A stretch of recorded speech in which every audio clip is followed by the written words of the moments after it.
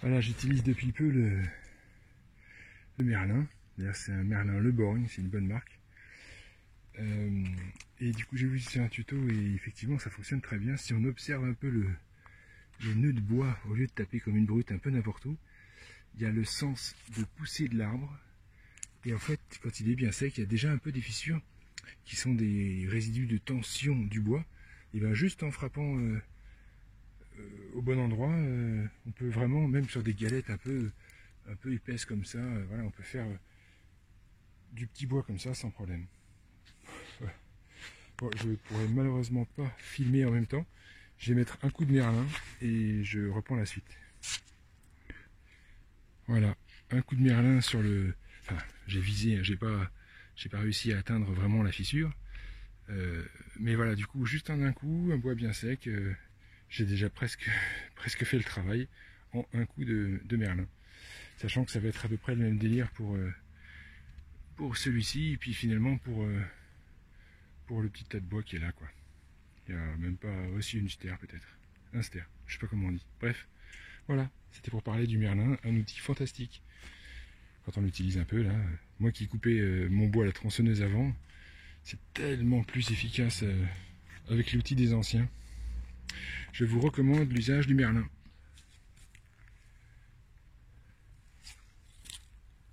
Donc toujours bien s'équiper. Toujours bien s'équiper avec, on voit pas là, mais j'ai en fait, ça c'est des gants anti-choc, ça c'est des gants anti-coupure. Ça n'empêche pas qu'il faut faire très attention et que j'ai pas du tout la tenue de cuir épaisse pour faire le bûcheron. Protéger les yeux avec des lunettes de protection sécurité, c'est pas foufou, pas beaucoup de précautions. Et je vais en faire une avec vous. Un coup. C'est lourd, hein, mais attention le dos. Voilà. Je crois que c'est l'autre sens. Ah non, c'est ça. Je vais essayer de me faire des quartiers comme je fais souvent.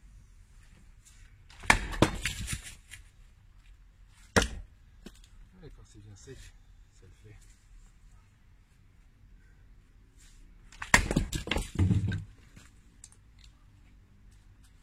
Dire qu'avant je tronçonnais, vous vous rendez compte? Il y a de la perte, ça consomme. Et là, un coup, bim. Un coup, bim. Ah, je dis pas quand il y a plein de nœuds. Quand il y a plein de nœuds, c'est plus compliqué.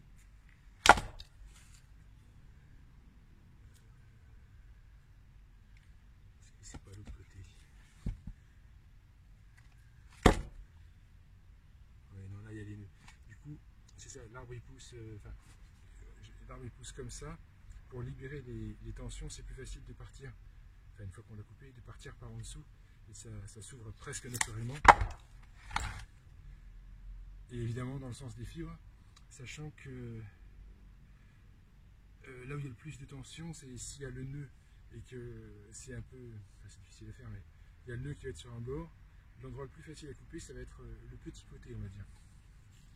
Donc il faut toujours être le petit côté, il ne faut pas hésiter de temps en temps à se marquer un peu. Voilà, je veux aller là. Je lui indique, je lui explique que je vais couper. Il faut pareil à son bois, c'est comme des fleurs. On leur parle et elles poussent mieux. Voilà.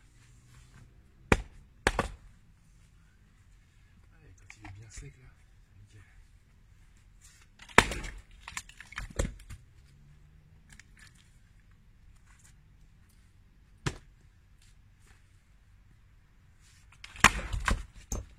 Et du coup, si vous vous demandez pourquoi il y a du scotch, là il y a de la gomme d'amorti, puisque quand le bois fend, il y a un moment où ça vient taper le manche pour protéger mon manche. C'est tout bête, mais c'est un vieil outil que j'ai acheté d'occasion.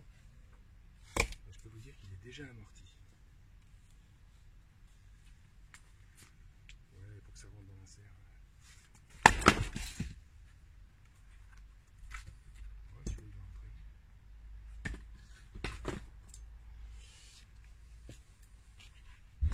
Bon, voilà. Je ne vais pas en faire un autre. Enfin, je veux dire, pas devant la caméra. Vous avez compris l'esprit, se protéger. Et puis, regardez un peu ce qu'on fait.